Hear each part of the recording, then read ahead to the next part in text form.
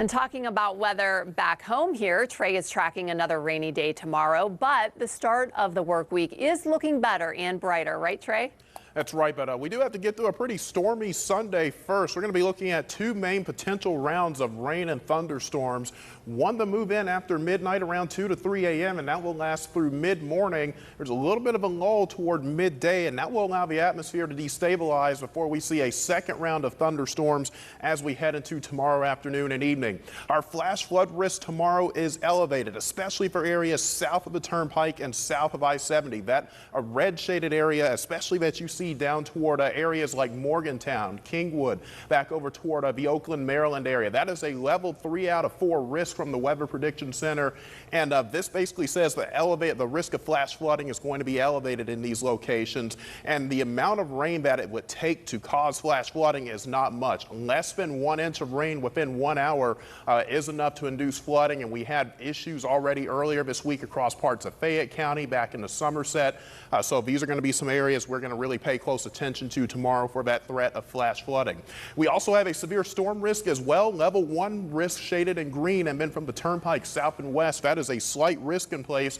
We're mainly going to be focused in between 2 and 8 p.m. and any of those thunderstorms that move across during that point could produce damaging wind gusts and the potential for a brief and weak tornado as well. So here's a look at that storm system. You can see it out to the west. There's one disturbance over Indiana and Ohio that delivers that chance of rain and storms tonight. The second one you see across Iowa and Nebraska will deliver our storm chance as we head into the afternoon and evening hours of Sunday. Ahead of that, we are seeing the moisture work its way in, and anywhere you see some of these yellows and oranges, that is abnormally high amounts of atmospheric moisture. So these showers and storms are going to be very efficient at producing heavy rainfall as we get into the day tomorrow. So there's that first round that comes in overnight into the morning hours. A lot of this is going to likely end up for areas south of the Turnpike down toward I-70 and I-68, closest to where that warm front will be located. If you're north of 422, likely not going to see a whole lot through the overnight and early morning hours, but that chance of storms will start to increase as we head into the early afternoon. This is after 2 to 3 p.m. Likely a complex of thunderstorms that'll roll across, and there could be some damaging wind gusts, a brief tornado is possible, and then additional development likely from the Turnpike, I-70, I-68 down to the south and east as we head into tomorrow afternoon and evening with heavy thunderstorms. Some of those could be severe during that point as well.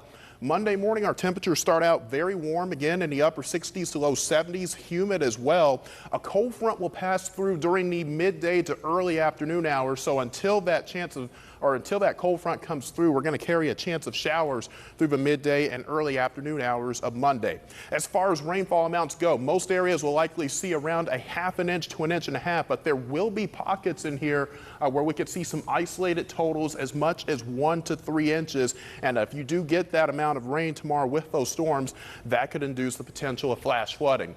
Moisture levels will start to go down early next week. A cold front passes through on Monday into Tuesday, ending that chance of storms then, and then we'll likely get a second cold front as we head into Wednesday. That front will bring in another chance of afternoon and evening thunderstorms, temperatures up to 81, and then back behind that we'll fall back into the upper 70s, some drier, much more pleasant conditions to end the upcoming week.